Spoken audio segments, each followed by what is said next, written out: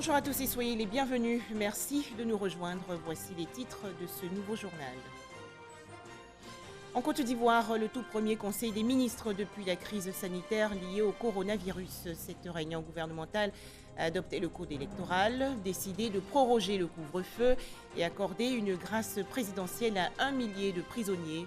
Le conseil des ministres a été dirigé hier par le chef de l'État, Alassane Ouattara. Toujours en Côte d'Ivoire, le démarrage le 6 avril dernier des cours en ligne du projet intitulé « École fermée mais cahiers ouverts ». Les leçons dispensées concernent les classes d'examen, notamment le cours moyen deuxième année, la troisième et les terminales. Objectif, assurer la continuité de l'école ivoirienne fermée en raison du coronavirus.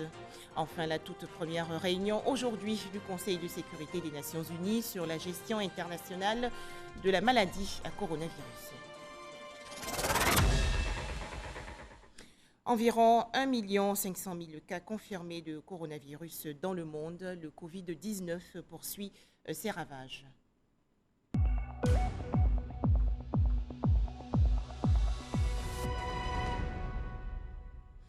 En Côte d'Ivoire, le couvre-feu prolongé jusqu'au 24 avril prochain, une grâce présidentielle accordée à 1 millier de prisonniers et le code électoral adopté. Ce sont là quelques décisions et mesures prises hier lors du Conseil des ministres, le premier depuis l'apparition de la crise sanitaire liée au coronavirus. Le Conseil des ministres a été dirigé hier par le président de la République, Alassane Ouattara, au palais présidentiel dans la commune du Plateau. Les précisions tout de suite de Jérôme Kofi Aboula. Tous avec leur cache-nez au palais présidentiel. Il s'agit des membres du gouvernement ainsi que le président de la République, Alassane Ouattara, à l'occasion du Conseil des ministres ce mercredi. C'est justement pour montrer une fois de plus aux Ivoiriens l'exemple à suivre quant aux mesures barrières à respecter dans le cadre de la lutte contre la maladie à coronavirus. Si tant est que cette maladie est dangereuse, il est tout à fait évident que le chef de l'État y mette l'accent en plantant le décor de cette rencontre. Je voudrais commencer par vous féliciter le gouvernement en entier pour le travail qui est fait. C'est une maladie qui est mortelle, qui est contagieuse et qui demande que des mesures fortes soient prises. Et c'est pour cela que ce conseil extraordinaire concerne seulement une quinzaine de personnes. Et on aurait voulu que plus de ministres puissent y participer, mais nous avons réduit le conseil au nombre strict de ministres qui sont concernés par les dossiers que nous avons donc en examen. Donc je voudrais dire à tous les autres ministres qui nous voient en visioconférence que nous regrettons bien sûr de ne pas être tous ensemble, mais évidemment les circonstances l'exigent et je sais qu'ils feront preuve de compréhension. Au fur et à mesure des dossiers que nous aurons examinés dans les semaines qui viennent, les ministres concernés seront donc invités à être auprès de nous. En reprenant donc ses droits après quelques jours de suspension en raison de cette pandémie, le Conseil des ministres reste fidèle à ses principes.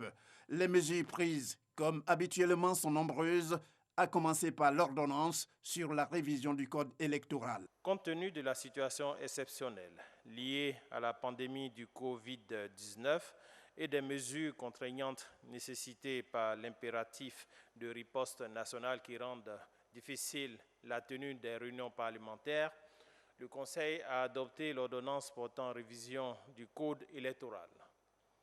Ce nouveau dispositif met en cohérence le code électoral avec la nouvelle Constitution, notamment dans ses dispositions précisant les dates du premier et du second tour de l'élection présidentielle, ainsi que celles relatives à l'élection des sénateurs. Il apporte en outre, sur la base des délibérations de la concertation entre le gouvernement, l'ensemble des partis et groupements politiques et la société civile, des innovations majeures qui se résument pour l'essentiel au point ci-après. L'institution du parrainage citoyen pour l'élection présidentielle, le relèvement du niveau de cautionnement à 50 millions de francs CFA pour l'élection présidentielle, l'abaissement à 5% du taux de suffrage requis pour le remboursement du cautionnement, la suppression de la référence aux intérêts économiques et sociaux comme condition d'inscription sur la liste électorale et son remplacement par des critères plus objectifs se référant au domicile, à la résidence, au lieu d'inscription au rôle des contributions et au lieu d'immatriculation des Ivoiriens à l'étranger, à l'effet de lutter contre la transhumance des électeurs. À noter aussi la mesure portant prorogation du couvre-feu avec une nouvelle période de 15 jours à compter de ce mercredi 8 avril 2020.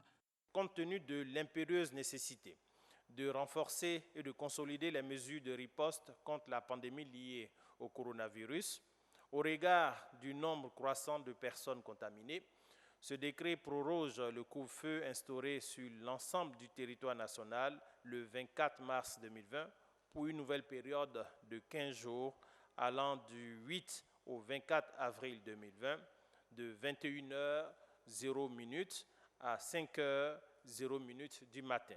Les décrets au cours de cette réunion, on en cite deux. L'un relatif à une grâce collective et l'autre sur une remise de peine, surtout pour les détenus qui n'attendent plus que 2 mois pour leur mise en liberté. Le président de la République, faisant usage de son pouvoir de grâce, a accordé une remise gracieuse des peines privatives de liberté aux détenus condamnés.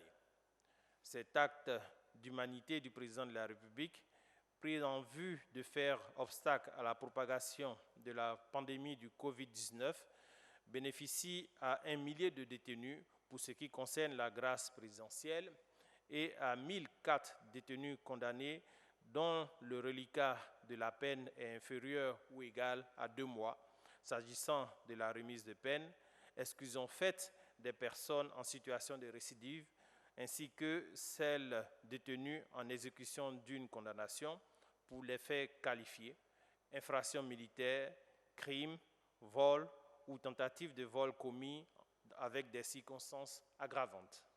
15 avril 2020, c'est la date du prochain Conseil des ministres qui, comme toujours, sera présidé par le président de la République, Alassane Ouattara, au palais présidentiel. La Côte d'Ivoire qui a enregistré 35 nouveaux cas de coronavirus hier, ce qui porte à 384 cas confirmés, dont 48 guérisons et 3 décès. Ces chiffres ont été révélés hier par le ministre de la Santé et de l'Hygiène publique, le docteur Eugène Aka-Awele, dans son point quotidien sur la maladie Covid-19. Le ministère de la Santé et de l'Hygiène publique a enregistré ce mercredi 8 avril 2020 35 nouveaux cas d'infection à Covid-19 sur 125 échantillons prélevés, portant à 384 le nombre total de cas confirmés et 7 nouveaux cas guéris, ce qui fait au total 48 personnes guéries. La Côte d'Ivoire compte donc à ce jour 384 cas confirmés, 48 guéris et 3 décès, avec toujours la ville d'Abidjan comme épicentre de la pandémie. Hier, mardi 7 avril 2020, le système numérique de suivi des cas contacts et des cas confirmés a permis aux services de santé et de la police de localiser une autre personne entrée en Côte d'Ivoire le 21 mars 2020, déclarée positive au Covid-19 et qui s'était engagée à observer le confinement total à domicile.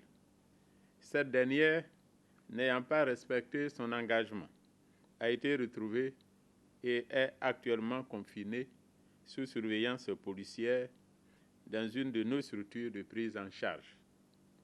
Aussi, le ministère de la Santé et de l'Hygiène publique rappelle à la population qu'elle procédera avec l'appui des forces de police au confinement systématique dans nos structures dédiées de toutes les personnes testées positives qui ne se conformeraient pas aux règles de prise en charge établies. Dans le cadre de la lutte contre Covid-19, le ministère de la Santé et de l'Hygiène publique est à pied d'œuvre et mène des actions pour la détection et la prise en charge rapide des cas. Cependant, l'implication de tous est indispensable pour endiguer la pandémie. Nous insistons donc sur le respect des mesures barrières et la réduction de vos déplacements le plus possible pour freiner la propagation du virus. Par ailleurs, devant l'apparition de signes tels que la fièvre, la toux et des difficultés respiratoires, veuillez contacter en urgence les numéros gratuits suivants, le 101, le 119, le 125 et le 143. Le ministère de la Santé et de l'Hygiène publique en appelle au civisme et à la responsabilité de tous pour lutter efficacement contre cette pandémie et rend hommage à tous ceux et à toutes celles engagés dans le plan de riposte contre le Covid-19 avec une attention particulière pour le personnel de santé. À présent, les statistiques du coronavirus dans le monde selon l'Organisation mondiale de la santé, l'OMS. 1 496 055 cas confirmés de Covid-19 dans le monde. Le continent européen enregistre 720 219 cas confirmés. L'Amérique annonce 454 710 cas confirmés. Et enfin, l'Afrique qui fait face à 7 671 cas confirmés de coronavirus. En Côte d'Ivoire, le 15e point presse du gouvernement sur l'épidémie de coronavirus. Le ministre de la Construction, du Logement et de l'Urbanisme, Bruno Koné, a expliqué les mesures prises pour faciliter le paiement des loyers pour les 3 mois à venir. Des questions sanitaires et sécuritaires ont également été abordées par les représentants des ministères de tutelle. On fait le point dans ce reportage de Michel Digré. C'est une crise sanitaire qui devrait amener les uns et les autres à faire preuve de solidarité, notamment entre les propriétaires et les locataires. C'est la conviction du ministre de la Construction et du Logement. Face à la presse, Bruno Koné-Nabagné est revenu sur les mesures prises par le gouvernement afin de faciliter le paiement des loyers pour les 3 mois à venir. Ou bien on convient ensemble d'une baisse et dans ce cas, dès lors où on est tous les deux d'accord sur le niveau de la baisse, le locataire s'engage à payer le montant qui a été convenu. Ou bien on est d'accord pour dire, bon vraiment, moi, baisse tout ça là, ça ne m'arrange pas. On se met d'accord pour reporter à plus tard les 3 mois de loyer, donc avril, mai, juin. Si, par chance, le retour à la normale se fait en juillet ou en août, donc les 3 mois en question, une fois le retour à la normale prononcé, le locataire pourra commencer à les rembourser sur une période au maximum de 12 mois. Donc voilà les 2 alternatives que nous offrons.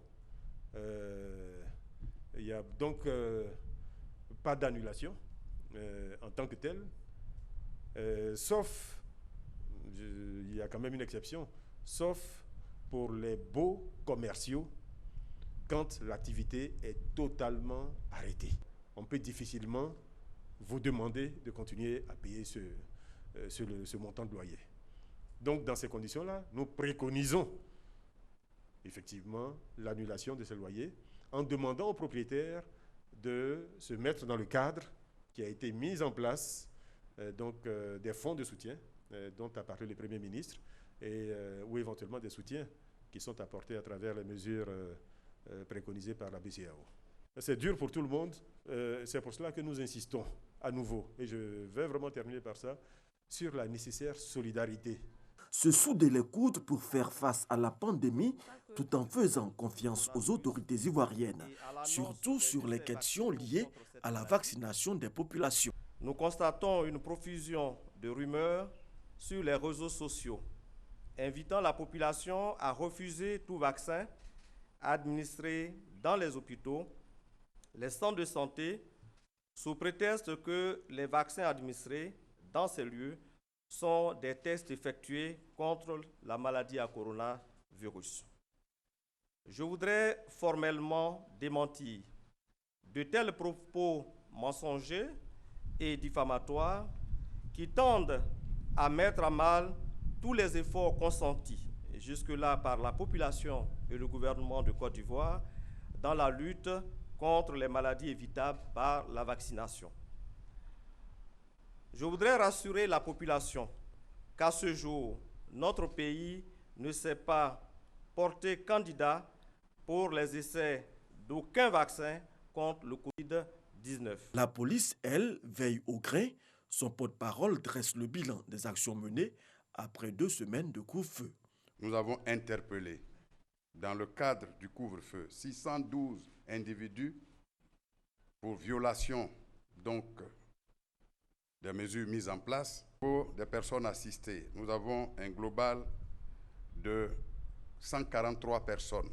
Des engins mis en fourrière, nous avons donc 80 véhicules, auto et tricycles mis en fourrière à ce jour. Le commissaire Bleu Charlemagne a par ailleurs rappelé que ce sont au total 44 individus qui ont été interpellés dans le cadre des manifestations contre les installations sanitaires au stade de la BAE à Yopougon et au terrain Inch'Allah à Koumassi.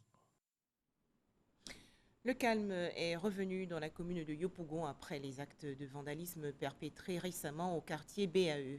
Les populations s'étaient montrées hostiles à l'installation d'un centre de dépistage du coronavirus. Pour en parler, Herman Guivet. Nous sommes à Yopougon, la plus grande commune du district d'Abidjan. Notre destination, le quartier Toit-Rouge, le stade de la BAE, un site bien connu des habitants de Yopougon.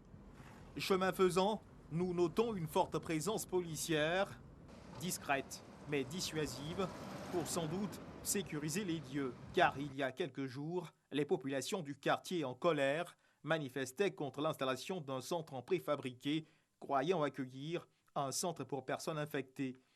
En réalité, il s'agirait d'un centre de dépistage, d'une action à titre préventif. C'est un moment de communication, les gens se sont posé la question. Le préfet est passé, il y a eu du mieux. Les autorités militaires aussi, police, il y a eu du mieux aussi. Bon, on attend de voir toujours qu'est-ce que ça va donner.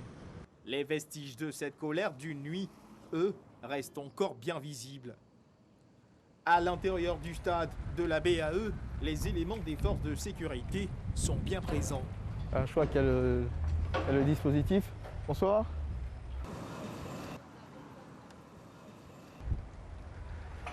On est juste venu faire le constat, voilà, pour se rendre compte que le calme est revenu depuis les événements qui ont eu lieu il y a quelques jours. D'accord.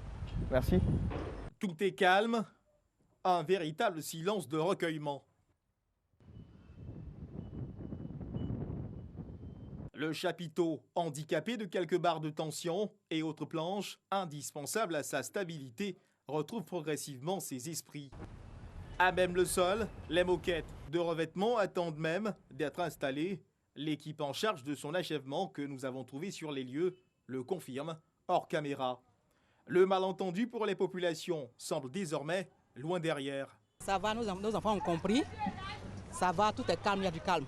Vous voyez, je vais à mes occupations, il n'y a pas de problème. Tout est calme maintenant. Depuis lundi dans l'après-midi, le calme est revenu parce que le préfet est venu, il a expliqué aux jeunes de quoi il s'agissait. Donc il a dit que c'était un centre de dépistage. Donc les jeunes ont compris. Donc depuis mardi, tout est rentré à l'ordre. Je pense que le calme est revenu dans le quartier. Les versions se rejoignent. Le malentendu semble désormais dissipé. Tout est calme au stade de la BAE de Yopougon. Des images à présent. Les cours en ligne du projet intitulé « École fermée, mais cahiers ouverts » ont effectivement démarré le 6 avril dernier pour les classes d'examen, notamment le cours moyen deuxième année, la troisième et les terminales. Il s'agit pour le ministère de l'Éducation nationale, de l'enseignement technique et de la formation professionnelle d'assurer la continuité de l'école ivoirienne fermée en raison du coronavirus. Toujours en Côte d'Ivoire, des vivres, non-vivres, kits sanitaires et autres gels hydroalcooliques offerts récemment aux populations vulnérables de la commune d'Anyamar dans le district d'Abidjan. Ce don de la première dame Dominique Ouattara s'inscrit dans le cadre de la lutte contre le coronavirus. Abou Sanogo. Ce sont les dons en vivres et non-vivres de la première dame Dominique Ouattara, présidente de la Fondation Children of Africa, aux familles vulnérables de la commune d'Anyama, pour leur permettre de faire face aux mesures de confinement et de lutter contre la pandémie du Covid-19.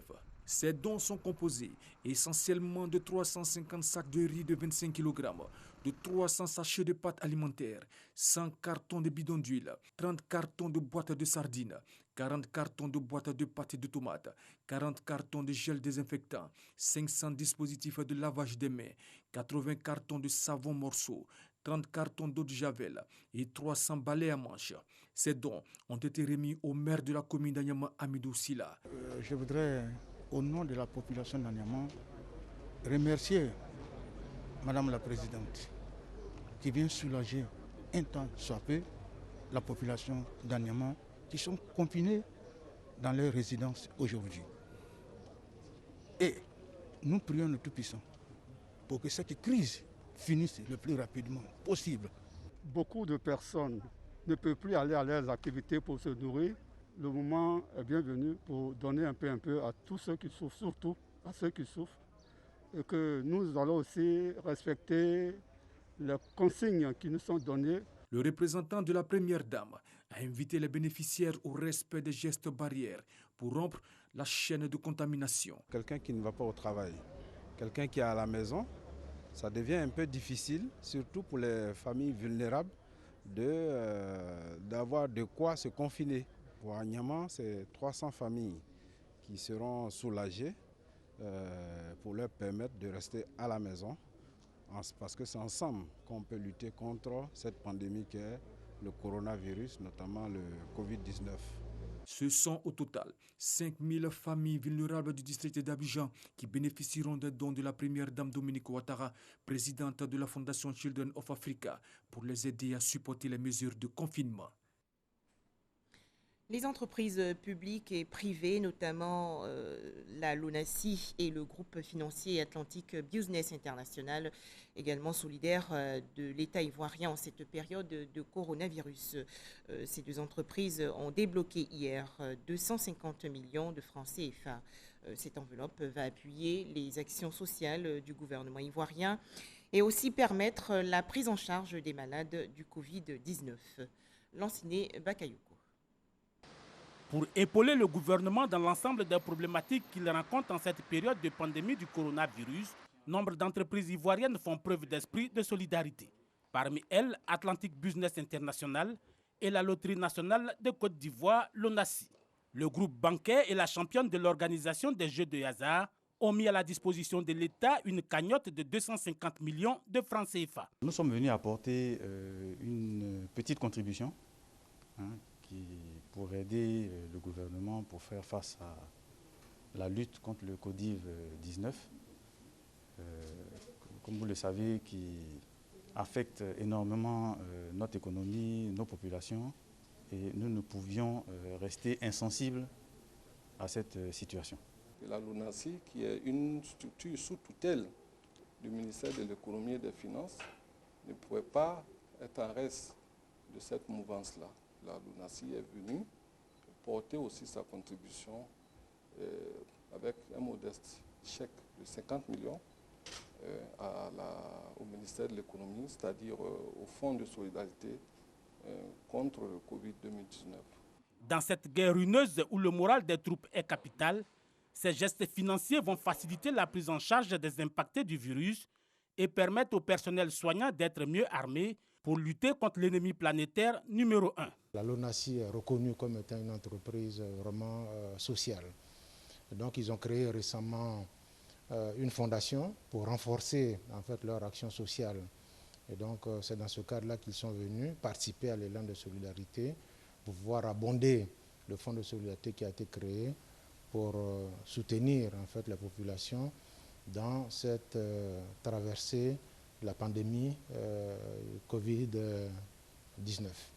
Le plan de riposte globale contre les effets du dangereux virus s'élève à 1 700 milliards de francs CFA.